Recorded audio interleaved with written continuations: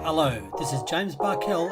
And it is wonderful to have your company here on the centre court. You are listening to the Coach Doctor podcast. Strikes it beautifully and it's down the middle. In this podcast series, we discuss all things coaching and sports science.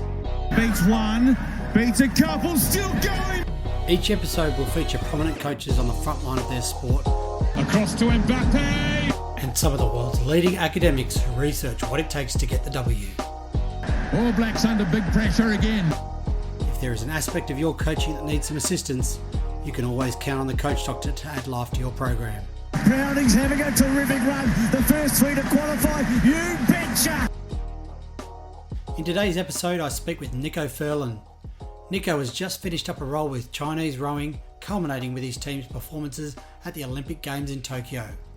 China, just looking imperious as they usually do in this boat class, are going to come through in splendid isolation for a magnificent gold medal. They win it by over 2 to 3 boat lengths.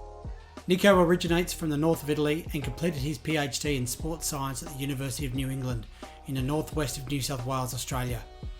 His background lay in Rugby Union, but he was given the chance to work with the Chinese Olympic program and found himself part of the rowing staff. Nico talks about the cultural differences between working in China compared with Western cultures, the communication hurdles, and the variation in training modalities utilised. This is a story of adaptation involving changing countries, languages, cultures, and sports in a very demanding environment. I hope you enjoy this chat with Nico. Nico, how are you, mate? I'm good. Nice to be here. Lovely to see you Good again. to see you. It's been a while. Mate, tell me exactly where you are back home in Italy at the moment, and what are you up to? So basically, I'm back to the area where I grew up, which is the northeast of Italy, around 1 hour from Venice, far from Reading, 1 hour drive. And I'm basically in holiday mode at this stage because I basically left China around 6-7 weeks ago.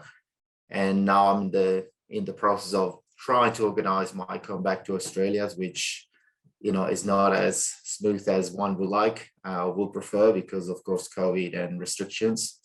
So I'm basically on hold for the time being in terms of where I want to be. But it's good to be, here spending time with family. Definitely needed after almost 3 years in China, working 7 days a week. So, yeah. Yeah. How long since you've been back to Italy, mate? Because you obviously went from Australia to China, I assume. Have you been home? Oh, yeah. In between? Yeah, I've been able to, come in every now and then, roughly speaking. The last time was actually a bit more than a year ago, where basically we got granted permission to go back quickly, or I should say shortly, home. But it was basically about like a 5 weeks period of time, which was actually quite long. Normally when I come back, it's normally not more than a month or 3 weeks. And that would happen maybe twice every second year or something like that, or once a year if I'm lucky, but it really depends. Yeah. Okay. Nice work, mate. So Nico, just getting into some of the questions, you completed your PhD in 2016. Can you give me a brief synopsis to your educational background and your PhD research? So, before coming to Australia to do my PhD, I was basically studying exercise and sports science here in Italy. I was pretty lucky to be mentored by one of the big dogs in terms of physiology. He's in all the physiology books, exercise physiology, and basically energetics of it, which is Professor Di Propero, which I worked with for probably two main research projects, even when I was doing my bachelor, and then what later became my master thesis on energetics of sprinting. And then basically when I finished my master, I wanted to keep doing research, but not just for the sake of doing it. So with my background being rugby, and with Rugby Sevens joining the Olympics back then in Rio, we had a couple of years to really do something about this new sport. So that was around 2012. and I decided that I wanted to do a PhD on rugby sevens, and the performance aspects, the recovery, the fatigue aspects. Because back then we didn't really know too much about it. It was relatively new. It was played, in the tournaments, and the World Series were a thing. But it was really the Olympics who changed the profile of the sport, and the funding and etc. So it was a good time, I thought, back then for me to just get into it. So I decided to do that, or try to do that, and managed to get in touch with a few people in Australia, and eventually I came down to University of New England, which is where I did my PhD. That was basically it. Like, went down, did a couple of months research as a research assistant there, working on the project. My PhD supervisor was Dr. Adam Gray, who did research in a similar field in AFL back during his PhD times. So we managed to basically get this project going, get approval, and then in 2013, that's, I think, where we started properly with the project and the research. Yeah, nice, Nico. So in 2018, you were working in Australia and doing a bit of work in rugby sevens before you were offered a contract to work with the Chinese Olympic team. Tell me a little bit how that came about, that offer to work in China. I applied. Okay. Basically, what happened is I was working around rugby at the time, and I think I saw an advertisement on the ASCA page about the Chinese Olympic Committee looking for performance coaches or strength conditioning coaches, and back then it would have been probably around the end of 2018, or like maybe even midway through 2018. And so I thought, okay, well, that could be a potential pathway for me to just get a foot into a new sport, get to the Olympic stage, which is basically the reason why I started my trip or my travel, my PhD experience. Like, it all started with, I want to go to the Olympics as a part of the support staff. So rugby didn't get me there yet. So I thought, okay, well, let's give it a go and see. Back then it would have been probably, my mindset was, okay, it's just a short amount of time, a short investment of time, because it would have been probably by the time I started a year and a half, so not a full cycle. But at the same time, it was like probably an invaluable experience to put on the CV. So I decided to apply, and then in usual fashion, it took forever with the paperwork with the Chinese bureaucracy. Eventually got to go down, got to fly up to Beijing, and I think I spent 2 or 3 weeks there working at their National Training Center, where basically it's a big center in Beijing, where I think the basketball program spent a large amount of time there, and the table tennis. But that is like a hub where a lot of teams that are traveling around, sometimes they stop there and train for a couple of weeks. So there was some rowers were there at the moment, coming from a camp in the US, and I worked with them for a little while. I kind of enjoyed working with those kind of athletes as well, and I thought, okay, well, my background in physiology from my studies back in Italy probably was actually matching some of the demands of the sport, because it's clearly a big physiological sport.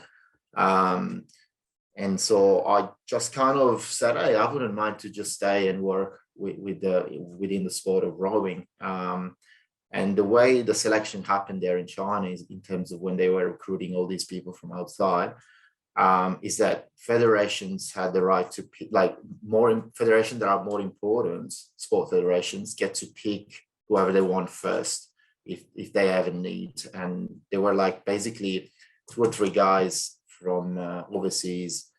They were kind of managing this group. And so I was the one that I was relating with at the time. And I basically said, hey, I wouldn't mind to be here. And then at the time they needed someone to go with rowing. And I think, you know, my CV eventually landed on the desk of the president of the Rowing Canoe Federation, which he used to be the COC, the Chinese Olympic Committee president. And I guess I got picked. And then my trip with rowing started. So when you went over there initially, you didn't have the role with rowing. You just went for a short period. What was that, like a trial, or was that to sound you out sort of thing? It wasn't necessarily a trial. Of course, when you sign a contract with them, we had like a 1 month probationary period or something, but it was more about they wanted a lot of people coming from outside because there was some decision at the higher tables to employ probably people from outside, that is from outside China. And I got recruited through there and then basically got handpicked to work with rowing, I guess because of the, you know, because, well, I got my name out with the rowing athletes because I was there working with them. But at the same time, the way it was described to me, it was the fact that, you know, all these things in my experience, in my previous experiences could have, you know, could have offered something extra in terms of the actual practical work that you do with these athletes. And that's why I got selected. Yeah, nice. Mate, communication is a massive part of coaching. How did you deal with the language barrier with your athletes? Well, to this stage, I don't know how my Australian athletes understand me. So no, of course it's pretty important. And you know, for me, as a coach as well, when I first came to Australia, you know, my language ability was clearly not as developed as it is now. So you know, I've done it twice already, and for me, I've, you know, upon reflection, I draw a few parallels between the two experiences. But I have to say that the most important thing for me is clarity, and clarity of the outcome, and clarity around the process with the athlete. I have to say that clearly with the Chinese athletes, it's much more difficult because you started from literally zero. There are massive cultural differences, and therefore the process is clearly much more complicated. But I would say, I should say first that, you know, we did have some translators at some stages. I was lucky to have some good continuity in the last year, but the first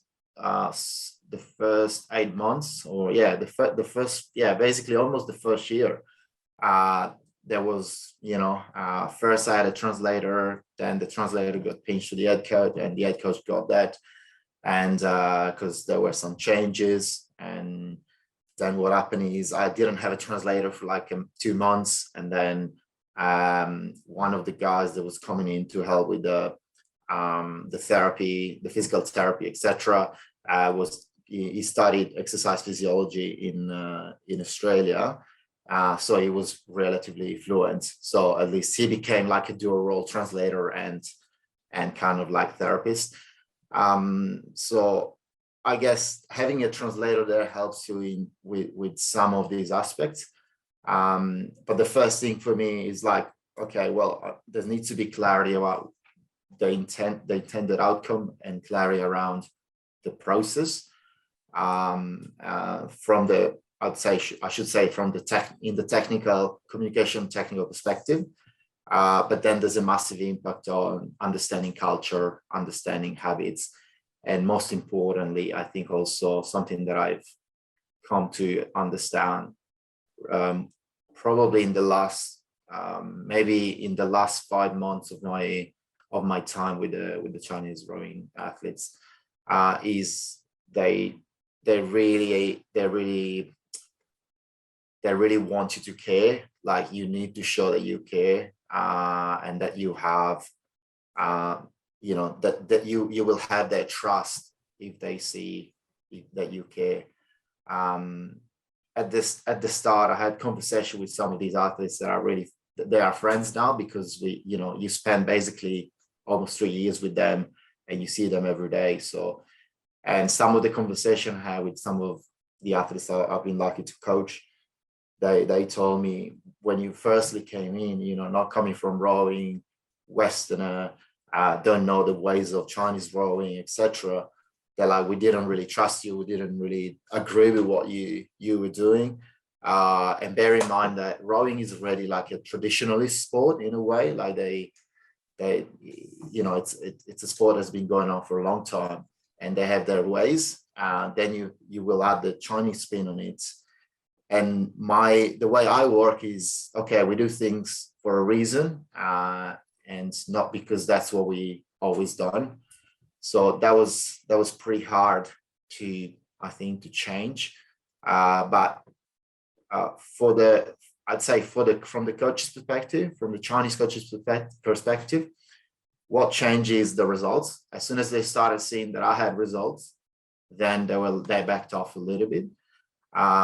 For the athletes is when they fully understand, when they when they were able to reach the point to understand that I really care.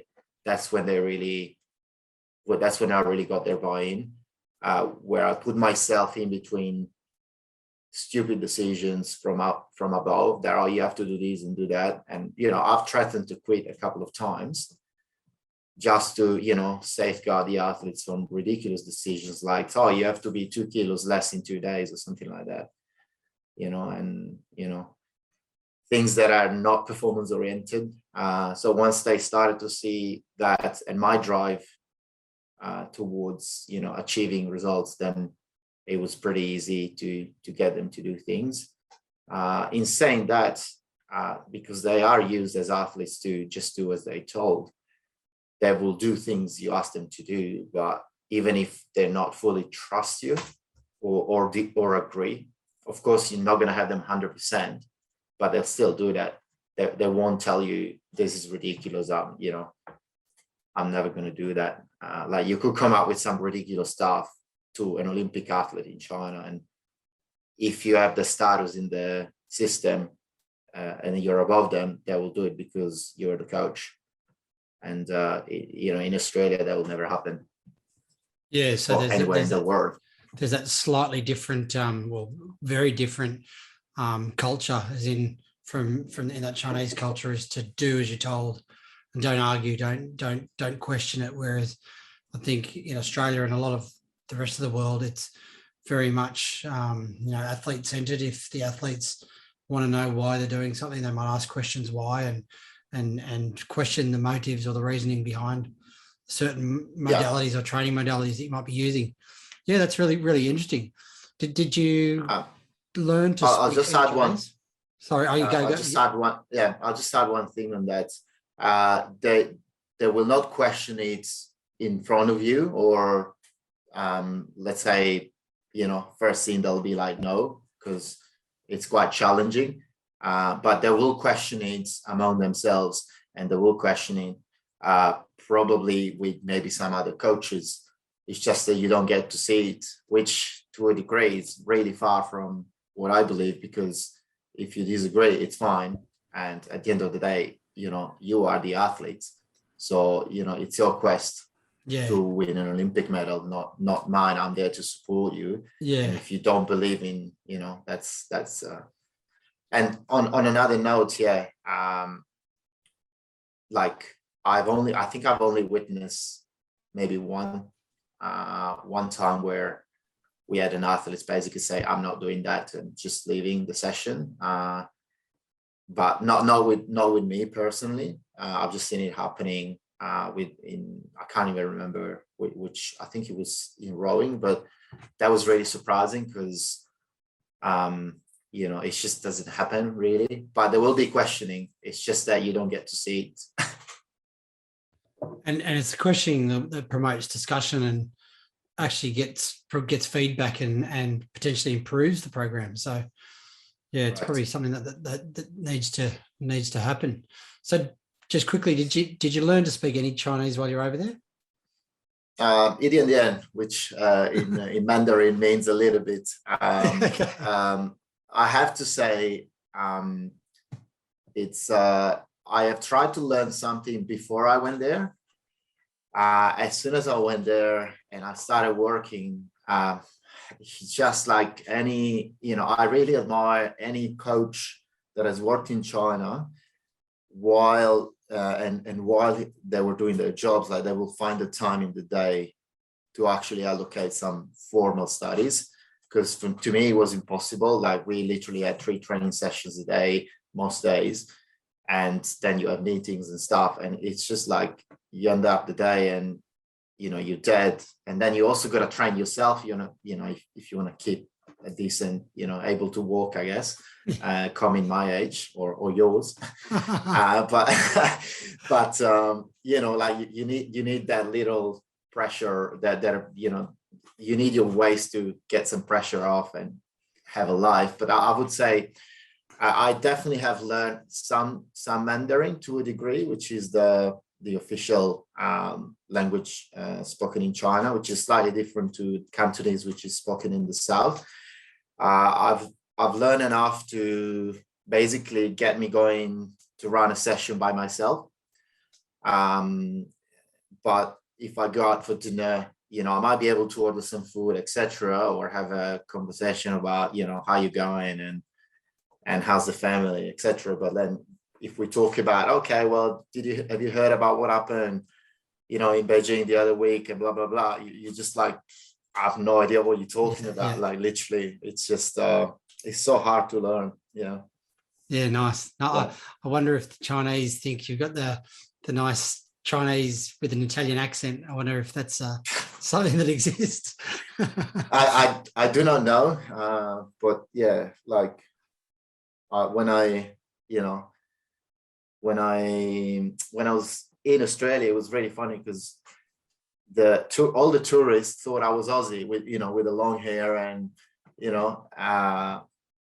some at stages something, I guess, some accent, or like every now and then I'll throw in some colloquialism in Australian, and they'll think, oh yeah, I can hear a bit of Aussie there. Like they thought I was Australian, but that every Aussie said, yeah, you're not Aussie, like you don't sound like you're Aussie. So I have a bit of a weird accent by now. Like one of my co-supervisors for the PhD was Mark Waldron, Dr. Mark Waldron, who's he used to work with. He is a Pommy and did his PhD with St Helens. You might know, rugby league. Yeah. Now I think he's a lecturer in Wales, and he's from Manchester. So I spent so much time with him at some stages in the lab that I started saying stuff like, "Oh, I play rugby," and so my accent would just get all mixed up. Yeah. Yeah. Wow. Good times. Mate, tell me a little bit about your experience in China and how it differed to your experience in Australia, like in terms of the roles, the lifestyle, the coaching mentality, obviously the sports you worked in. What were some of the main differences? Well, so in terms of like the actual practicality of it, main differences, I say the biggest change for me in the aspect of coaching, if you want to talk about get straight into that, was I think the fact that I couldn't be proficient. I wasn't proficient with the language, so I couldn't just get into a session and start coaching. Just to go back to link it up with what we were discussing previously. And for me, I had to adapt my coaching to that. So not only the clarity and the outcome and the process, but at the same time, I think it was, you started to design your sessions, and your programs need to take that into account. So I will be doing a lot of, the queuing was different. I was coaching by constraints a lot of times, where I'll just set up the session in a certain way with a certain flow and with certain equipment on purpose, depending on the athletes, because I needed to achieve certain things out of them.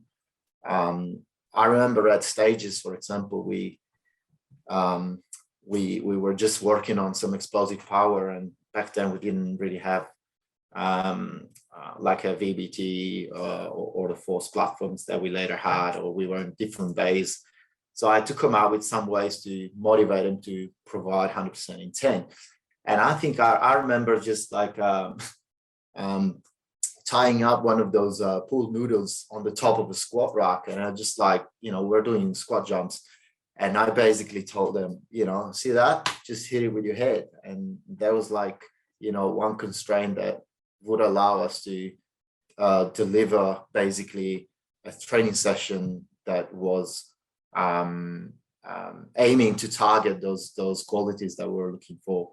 At the same time, in terms of the other main differences between my Australian experience and the Chinese experience in terms of work, like from the life, or from a more general perspective, is there's no lifestyle. There's no life. Like, we were 100% into the training 7 days a week. We would have some half days off every now and then, but like even if we had like a whole day, because we're so out of the city, like it will take, well, not so out, but at stage we'll have training camps in the middle of nowhere because we needed a big lake, and therefore like you just get tired to go, even if you're going down to the local town, you just get tired at some stage. So that was really challenging. Some teams have the luck to, or the privilege to be able to train in the cities or not too far away, because they don't need certain facilities, but at the same time, we get to go and see other places, I guess, and not being stuck in the city. But I really missed having a normal life for the last 3 years. Like it was really challenging, which is why I'm happy to be here home and basically chill for a little bit, going out, see my friends, spend time with family. Yeah. That those two are probably the main differences. One, I guess, in terms of the coaching and the actually practicality of coaching, and the other one being more general lifestyle. And at the same time, let me think, there's another thing that I'd say it's worth considering, is that rowing is a sport that requires a lot of volume. I'm not saying if I was to work with, for example, rowing Australia or rowing US or rowing or Italian rowing, like even if you do all that volume and stuff, you still have a life. You go back home and have your own space. Whether in China, you're just in training camp all the time because you live at the training facility. You don't have your little apartment, at least in our experience. Yeah. So the athletes stay at the training venue like year round? Yeah, we change training venues quite often. The longest we will be in a training venue will probably be around 4 months max. That's basically what happens. Because like in our main base is where they used to have like it was the regatta park for Beijing Olympics, like 2008.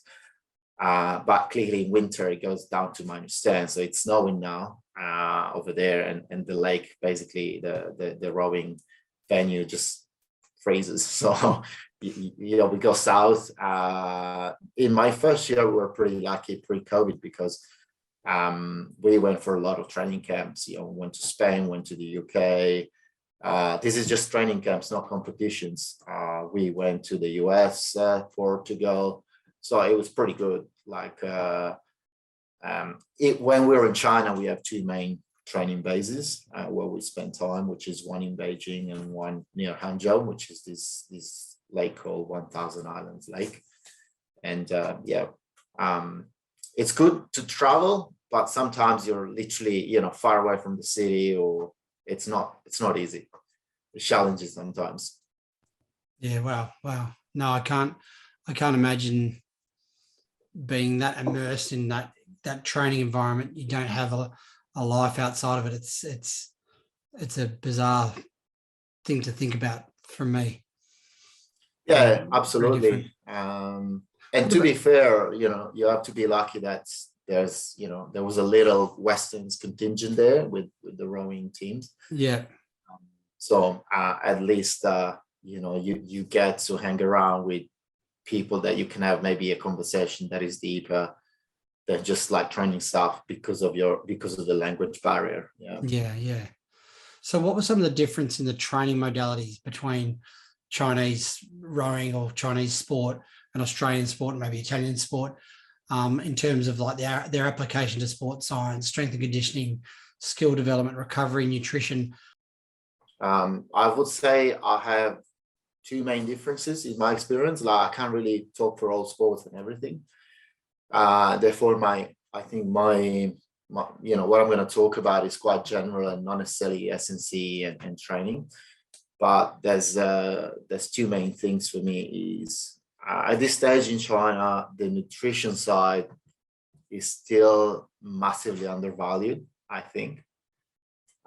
They just don't, they don't understand the importance of it, and they don't place resources. They don't locate resources to support that. Like they might be doing something to a degree, but it's still very, very, very basic. Like we try to change some of the, like at the dining hall, because we clearly have like our own chefs and the people that cook for you. But sometimes you wonder, like, is this good for athletes? Like there's so much oil and stuff, and we try to change things. And it's not necessarily the Chinese food, because like Chinese food is amazing if it's cooked properly, and you can have Chinese food that is good for athletes too. At the same time, you can't be on a diet food all the time, but like you can have like a structured week where you can have some food that is not exactly your lean stuff, and you can add some variations with oil and condiments and stuff. But like the basic, like the week should be organized that you have access to high quality food. And sometimes, in my experience there, well, not sometimes, most of the times it was a struggle. And again, I would say that it has nothing to do with the cuisine and the different type of food that traditionally people prepare, because I had amazing Chinese food that I deem a very, very good option for athletes. So it was just something that, yes, they will tell you, oh yeah, okay, nutrition is important, but then that there was a massive that one thing is to say it's important and one thing is to act upon it, and I've never seen that happening. Like in fact, I actually seen it happening more in my last 3 months. I did some before leaving China, I did some consultancy at provincial level, and I've seen better food there, because we were on a coastal city, and they had amazing seafood, like literally fresh from the, freshly taken out of the sea. So I was like, that's pretty good. But overall, I think the nutrition side is still not recognized. It's still not given. They don't give the importance of the nutrition or proper nutrition to sport, I think. And the other one is the sports science and the application of sports science is it's not done with proper criteria. Like they just said, oh, this helps recovery, boom. This is good because it's gonna make you go faster, boom. Okay, so it's just like they throw a lot of stuff around it. A lot of that is not necessarily well researched, and I think this has to do with the fact that the sports science has come to China now, and there's a lot out there but the depth in the understanding of the physiology and the biological process is just not there. So I think, unfortunately and sadly, they are very prone to marketing claims and that kind of stuff. And like at times I will stop people from going into we had some cryo chambers at some stage. And bear in mind, I did my PhD. Part of my PhD was on actually cryotherapy or like cold water interventions for recovery. So you'd think that they will listen, and they will just put athletes through it. And some of the athletes were scheduled at 9:30 at night, and then it's like, by the time they get in, and everything is like 20 minutes between the treatment, the exposure, the preparation, and they have to go back to their room, and it's 10 o'clock, and maybe we have our first training session at 6 a.m. And I'm like, you're getting in the way of your best recovery intervention, which is good sleep. So sometimes I think he's just like, oh, we have to use this. Okay. I'm like, all right. There were other things in terms of allegedly sports science that were pretty crazy. I'm not going to go into it because it's just like ridiculous. But I think like, we have to use this tool for strength training. Like, or we have to use this because it's going to make you breathe better. And I'm like, where's the science behind it? Like, why investing time and effort into this? So I think these two things are the main big differences. But it will catch up, I think, eventually. Yeah, I find that quite amazing. I mean, when you watch the Olympics and stuff and you see how well China do, you've got this feeling or this belief that everything like that they do there must be perfect, and they must have like the best in terms of research at every level of what they're doing. But it's quite bizarre to hear that that's not the case. And they're still getting pretty good results. Numbers. Yeah, I guess that's and I think resources. Like there's definitely some amazing coaches in China and some amazing athletes. So clearly when you have like big numbers, you have access to a very wide genetic pool, and eventually you will find people that are absolute weapons. Yeah. And of course, you have a lot of good coaches as well in China, across the sport. But I think there's a lot of misconceptions about Chinese sport in a way. Like for me, coming there from outside, you always hear things. And I think I was listening to this podcast probably 2 or 3 weeks ago. I can't remember. Yeah, it was like on the Ask a podcast. And I think Joseph Cohen was interviewing David Joyce. And they were talking about this massive focus on the technical side of sport in China, which is, again, something that, you get to hear when you're outside of China, and they're like, like Chinese coaches are really, really good. They drill the technique. And I'm like, maybe in the sports you've worked with, because in my experience, like, not necessarily. Like, of course, you look at, historically successful programs in China, like the weightlifting program in the lower weight divisions, and for example, diving or gymnastics, in the winter sport, you probably thinking about short track or speed skating. Of those teams are successful because they have a great genetic pool to pick. They pick the athletes because they know what they want, and they have coaches that probably have incredible understanding of the skills development and the preparation for it. So in those programs, yes, but I wouldn't cast that blanket, over other sports, which in my opinion, it's not necessarily true. So that's one of the things that when I came to rowing, I was like, damn, this is really different from what I expected. I expected coaches to be super technical and people moving with extremely good posture, and that's not the case, or that wasn't the case for me, for example. So I think there are programs where things really work well, and you can always do better, but there are other programs where they could be doing much better for sure, and those are the sports where probably they haven't actually found out a way to win.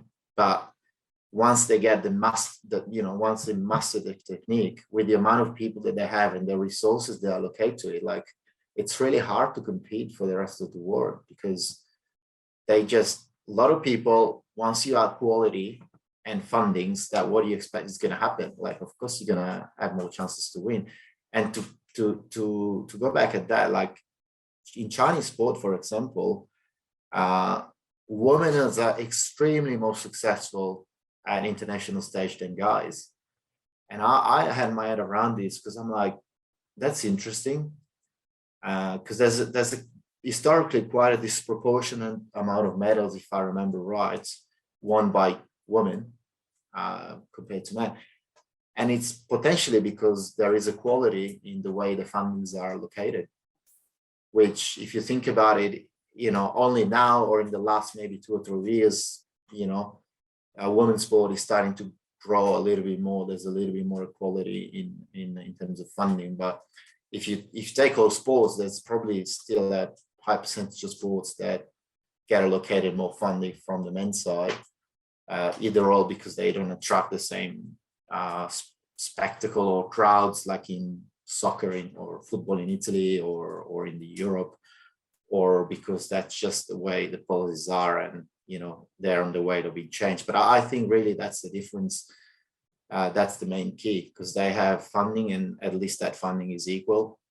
And at the same time, all they think is, like, at the higher tables is like, okay, how are we going to get more medals at the Olympics? And they don't even care about, they only care about gold as well.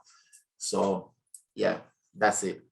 Crossing over from, I guess you came from a rugby background into rowing, did you have to learn a new skill technique to work in that sport? How did you find that crossover? I think the crossover was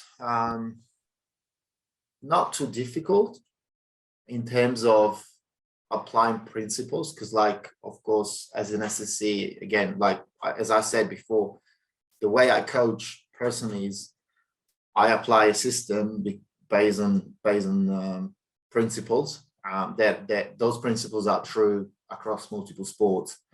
I don't do, I don't pick exercises because that's what this sport traditionally does. Of course, you want to take that on board a little bit to understand where the athletes are coming from, where the coaches are coming from. But I think the principles and I'd say the way I program is similar. I think this was the first time for me where I had to plan, well, eventually almost 2.5 years in advance, once we got told that the Olympics got postponed. But like, coming from rugby, it's a completely different planning, because you have like a short amount of time to prepare for, the next season, and then you're in season. So the amount of work that you can do in terms of development, physical development, it's definitely not the same. The planning is different. The periodization is different. That was the main difference. But in terms of principle, I'd say, stick to the things that work in terms of general principles, and then you apply them to the athlete and the situation. What I had to learn, of course, is like the fine details of rowing.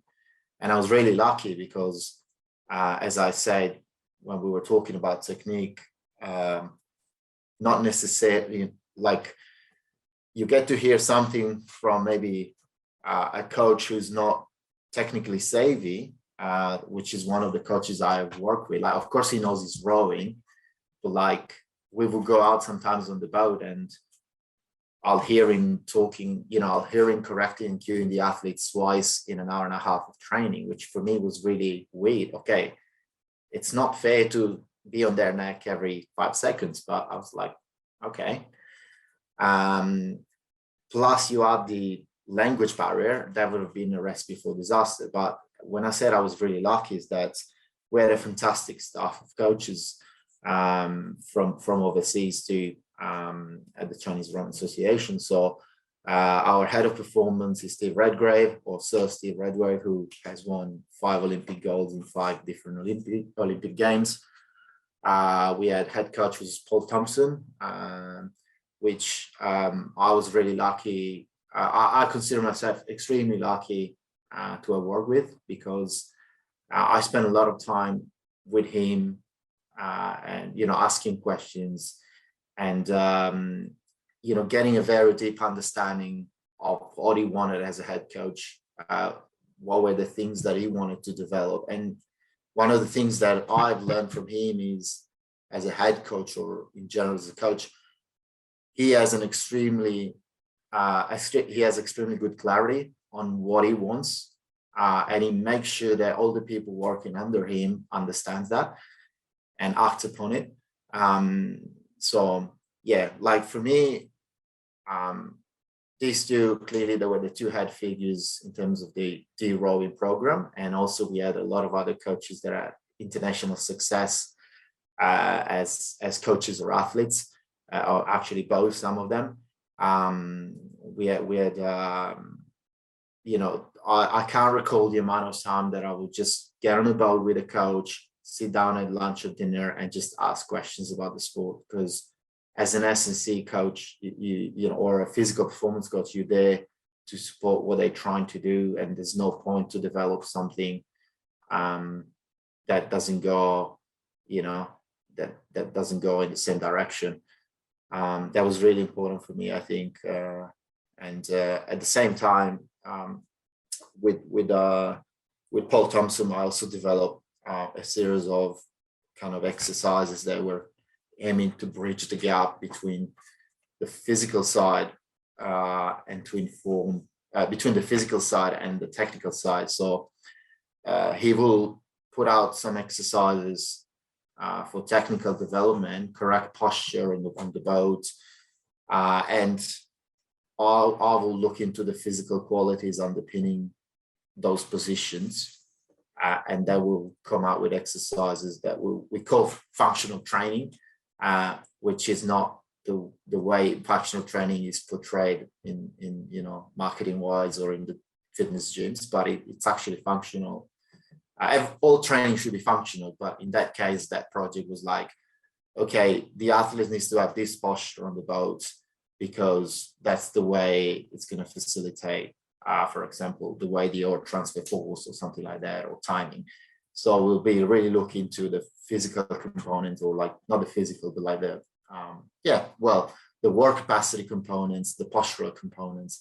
We'll break it down to the millimeter and to the fine detail, and then we'll, I will just provide some other exercise at the back of that to develop individually those qualities. Yeah, that was amazing. I think that was very good for me. It was amazing to be able to work with such highly skilled coaches. Yeah. Yeah, wow, that sounds like it was a great opportunity to, I guess, develop that skill set and learn off some pretty high level rowing coaches. Awesome, mate. In 2019, so you just wouldn't have been too long after you'd been there. The Chinese team fared pretty well at the World Championships, I believe. Tell me a bit about this preparation since your arrival into those World Championships. That was that's basically the time where I think when I arrived, we were clearly targeting that, because the World Championship, the year before the Olympics, are the World Championships, are the competition, that dictates who goes to the Olympics or gets a seat or a spot. And then there will be other regattas later on during the Olympic year for the last kind of you have like the continental regattas, and then the final repechage that allocates, I think, 2 spots for every boat class that is Olympic. Those World Championships were pretty good because we came third, which was an historical, result for Chinese rowing. Yes, they did have some medals at the Olympics here and there, or at Worlds, but for us to be consistently good across you know, a lot of both classes, it was pretty special. And I think that is the result of the training program. Again, the head coach Paul Thompson came around probably just a little bit later than myself, and as soon as he came over, he, you know, from the technical side and the way training is organized, he really had a massive impact on it. With all the things that I discussed previously and the way training is organized, the volumes, and what are the things that matter, because everything we were doing, or everything we were trying to do, was how we're going to make this boat go faster. And this is like a mantra that got repeated across teams. And, you know, you wake up on the day as an athlete, and in theory, you should be thinking, what am I going to do to improve my speed? How am I going to be able in 10 months' time to be faster? Now, I don't know if all the athletes were doing that. Some of them surely had that in mind. And, you know, it's not easy to, you know, do that day in, day out. But anything that we will try to provide as coaches was geared towards that. And that you know, that was definitely the results. I think with those coaches that, you know, I think Paul has 7 Olympics under his belt, and I'm pretty sure he must have medaled in every single one of them as a coach.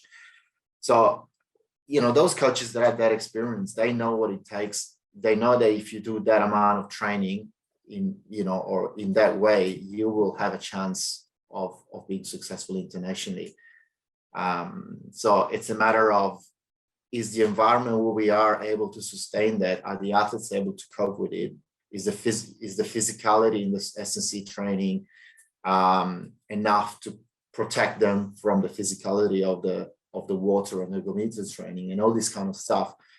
They have really good clarity on what the recipe is for winning, and it's a matter of apply, you know, make sure that the ingredients are good, and then the way you cook it is, you know, basically as close as it can be to the recipe. For me, it was pretty good because I think that's the first time that I took part in winning something internationally. Like, I contributed to something, you know, to an international success. One of the boats, because back then I was basically working just with the lightweight men crew. One of those boats actually won a gold medal at the World Championships, so that was pretty special. And with those athletes, they, you know, they were part of the Chinese national team, some of them for a few years, but they never, I don't think those 4 actually won anything previously. So of course it was really special for them. And yeah, we had like, I think we had three gold medals and then a bunch of other medals at the World Champs. So that was pretty good. And for us, it was special as well with the lightweights, because that boat actually during the World Cups period, they just kept getting beaten by the Italians. And then at the World Champs, they just went out and, you know, raced pretty well. So it was pretty good. With, I think, in 250 meters to go, I knew they were going to win because they just had the margin and they could keep it. So I was pretty, yeah, for me, that was like, you know, seeing the results of their hard training, because we had some gruesome camps, and at times trying to fend away all the distractions that come from, sometimes from above, or things that we had to do because someone up the system will say, oh, these athletes need to train this way, and, you know, you have to find a way to navigate around that. And sometimes the athletes got crushed to the ground because of that. And yeah, I think 2 weeks before the competition, they had a bad training session. We were doing speed and they just didn't go fast, and the coach lost the plot, and he wanted to lock them in the gym and do strength endurance circuit. And I'm like, what do you think he's going to do? We are 2 weeks far from the World Championships. Like, So we had a massive disagreement with this is the coach, the Chinese coach of the crew back then. And that's one occasion where I put myself in between the guys and the coach, or the system, because he freaked out. He had so much pressure and he just lost it. And I'm like, and the athletes were all kind of, because he was lost, they were lost. And I basically, we had a meeting and I sat down with them and I'm like, look, just look at the results of the test. They all PB'd, in a test on the ergometers like a couple of weeks before. And I said, look, physiologically, that's where you are. This is the world-class profile benchmark. At that stage, we weren't closing all tests, but like you were there, like you were doing those times. You were, pulling those numbers in the gym. The physicality is there. Okay. Now you need to take the last 2 weeks, the next 2 weeks, and calm down and, take it easy with the training, let yourself recover, taper a little bit, and then you'll be good to go. And well, they did. So it was good because I think that changed the way, first the buy-in from the coach, but also the buy-in from the athletes. Because at that stage, they could see that even if I had like an issue with the coach, I'll try to do anything in terms of like facilitating their performance. At times during the World Championships, because we had this kind of like big emotional reaction from the coach, he wouldn't speak to me. So during the World Champs, I didn't rock up at the warm-ups. I told the guys, I'm here, between this amount of time, anything that was around warm-up and racing, I was there for them. From the warm-up, because the coach was going to be there, I decided to remove myself from the environment because it would have brought some negative emotions to the coach and in reflection to the athletes. They're elite athletes, they've done this for a long time, so they know how to warm up. They knew what I was doing with them during races. So we came to this agreement where I'll be around for them, give them water after the race, prepare them before, but as soon as you hit that 1 hour time before race, I'll be in the tent. They know where to find me if they need me, but I'll just won't be around the coach. And funnily enough, after we did that, and the coach maybe had a bit of time to reflect, he's one of my best friends now. Like, I went to his province to consult because and we worked together for these national games, and he was, he's a good guy. He just had so much pressure and he couldn't deal with it. So what I did, I just removed that pressure from him, that additional pressure of having me after that disagreement, and I guess it paid off. So after your World Championships, there was a little thing that disrupted the whole world called COVID, and that would have disrupted preparations for Tokyo. How did you deal with that disruption for the Tokyo Olympics? Well, it disrupt work and lives, I guess, because now I'm basically out of Australia without a visa. So, but what we did, we were really lucky. So we were in a training camp in the US when COVID hit China. So we weren't there. Then we moved to Portugal as planned. And that when we were in Portugal, COVID started to appear first in Italy, and then France, Germany, UK, etc. And we basically missed all of that. We missed because as soon as Portugal started having cases, and it was around probably early April or end of March. No, it was around April. We moved back to China, and back then the situation was already fine. So the only time that we had missed in terms of training was the 2 weeks that we did quarantine when we came back to China. And bear in mind that we managed to get ergometers like inside, like the rowing machine, basically, inside the rooms of the athletes. We managed to get weights, some kind of dumbbells or stuff, so we could at least do some kind of resistance training.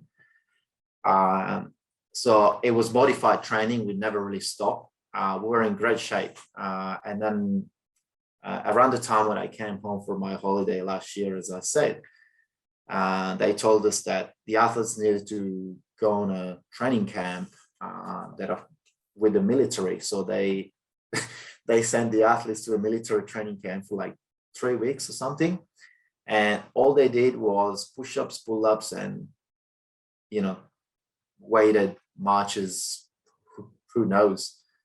And, they didn't see a boat for like 3 weeks or something. We had people coming back with like issues with their shoulders, low back pain. And so all the competitive advantage that we had in being able to training was basically lost because this great decision.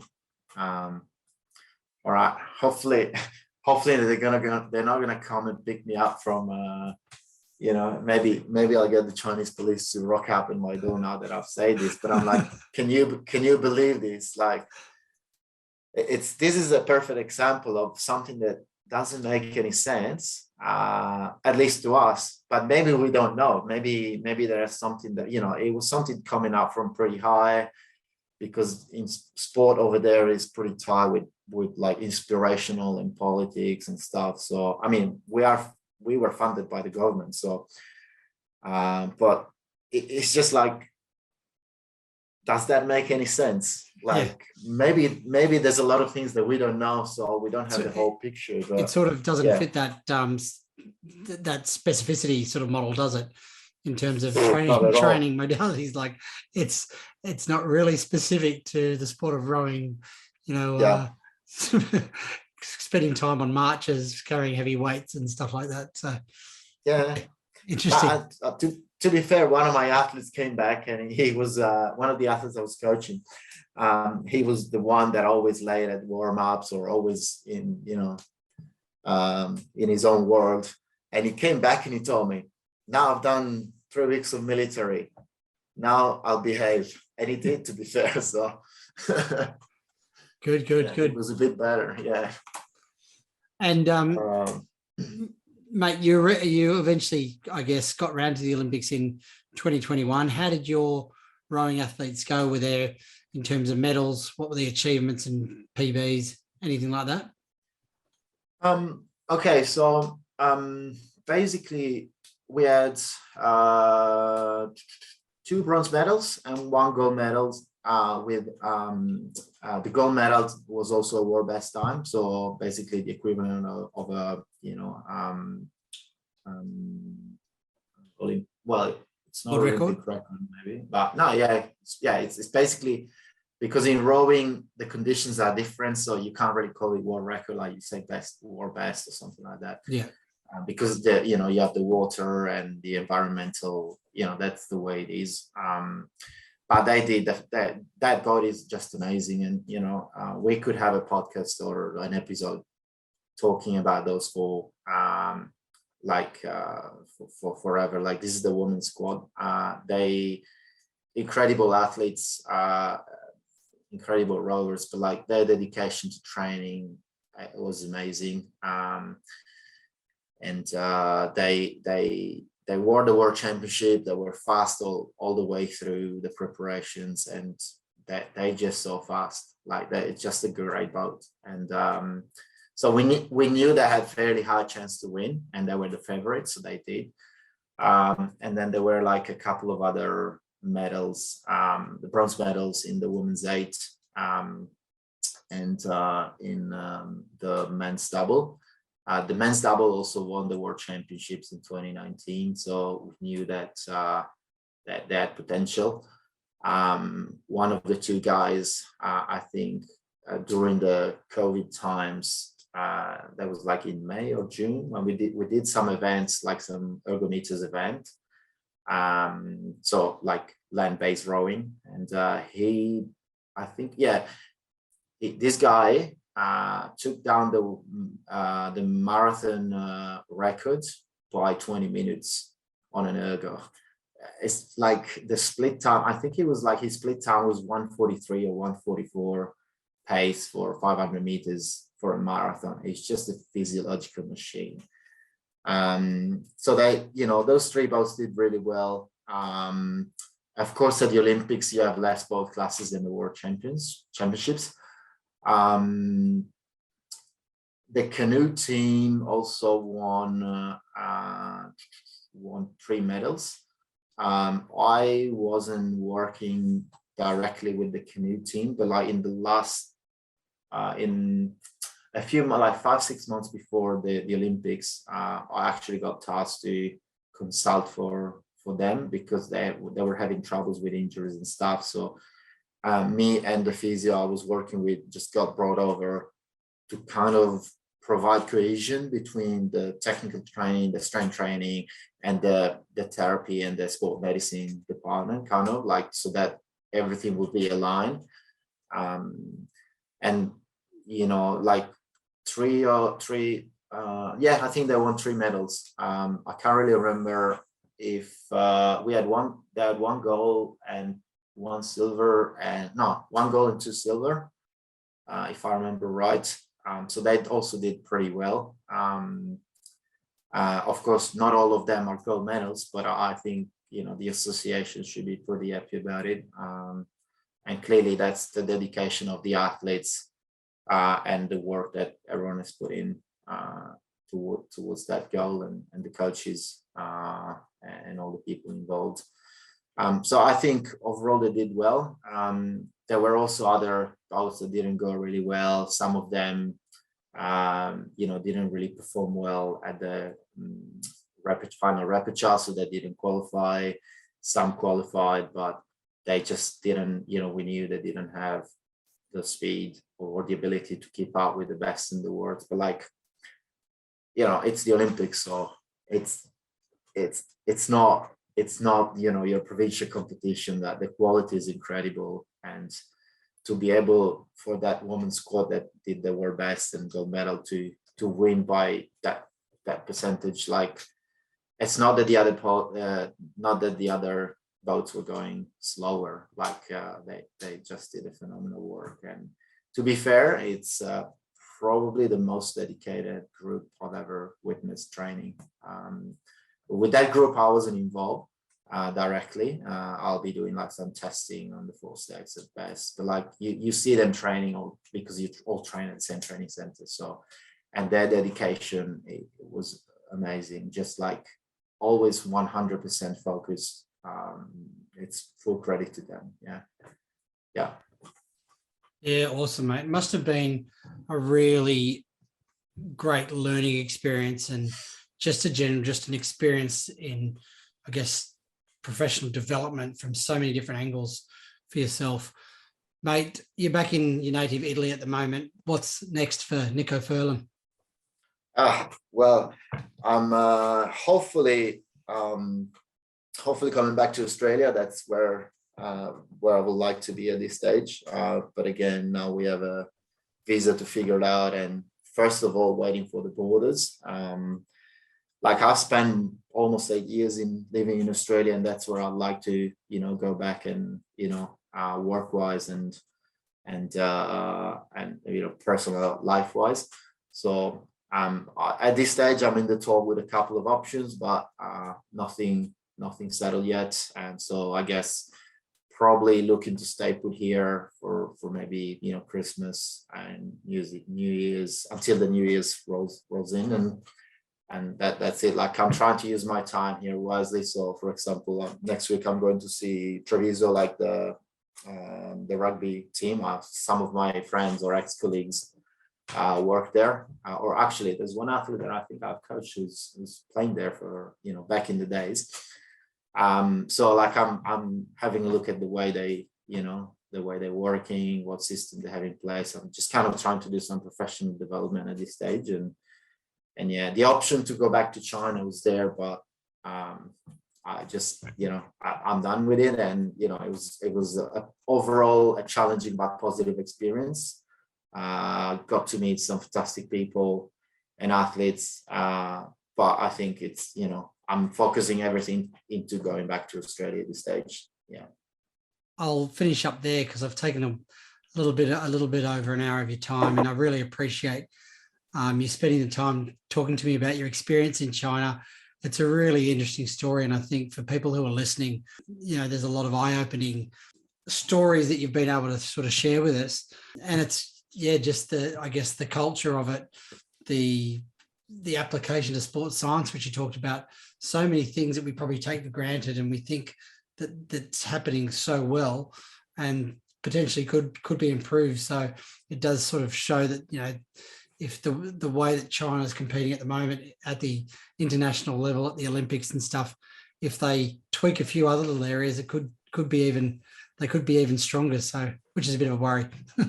I think they will eventually. It's just going to take a little bit of time. Yes, you're right. It will happen.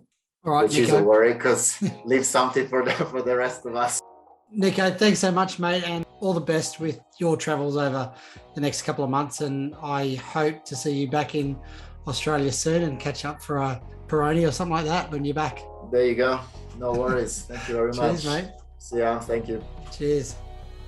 Some of the key takeaways for me from this chat were that you need to do your homework before you embark on a coaching role in another country, especially where the language and culture is so different. Nico was lucky that he had experienced changing countries before, and this was a massive help for his move to China. In Australia, we tend to have a very athlete-centered style of coaching. Be aware that this philosophy changes nation to nation, and a coaching style that fits the culture is generally what is utilised. And lastly, as part of the coaching staff, sometimes you are required to speak up if you think what other coaches are doing is not what is best for the athletes, and at the very least, have that difficult discussion. Thank you for listening. I hope you enjoyed this episode of the Coach Doctor Podcast.